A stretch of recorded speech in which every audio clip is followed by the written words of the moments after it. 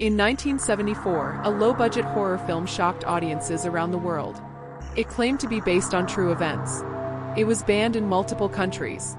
And it introduced one of cinema's most terrifying killers, Leatherface.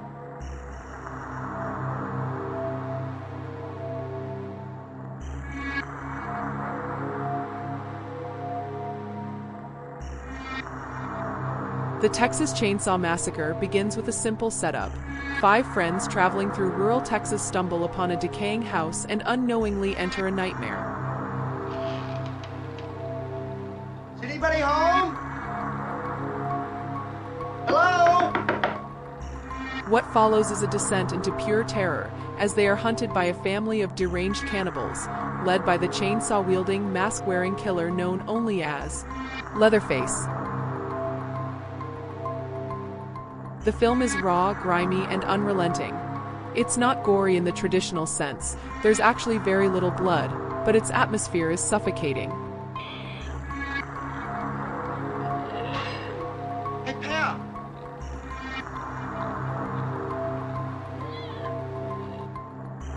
And I wanted it to look like a documentary, and so the dark, grainy.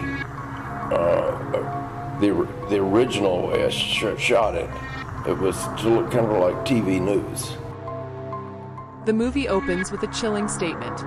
What you are about to see is true. But how true is it, really? Contrary to popular belief, the Texas Chainsaw Massacre is not based on a real chainsaw-wielding maniac in Texas.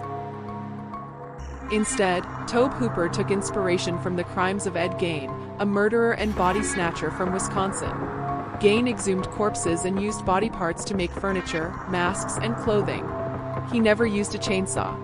He didn't live in Texas. But the idea of someone wearing human skin, that became Leatherface. So no, there wasn't a real chainsaw massacre.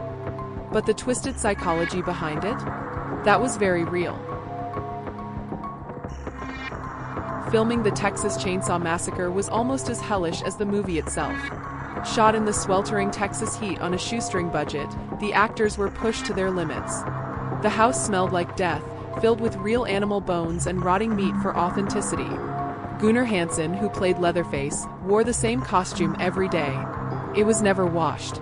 It stank. It stuck to his skin. Gunnar Hansen said, "I couldn't see out of the mask. I was sweating. I was swinging a real chainsaw around.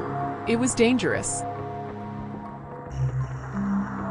Despite being banned in several countries and condemned as moral depravity, the Texas Chainsaw Massacre became a massive underground hit. It influenced horror films for decades, everything from Halloween to the Blair Witch Project. Leatherface joined the ranks of Freddy, Jason, and Michael Myers.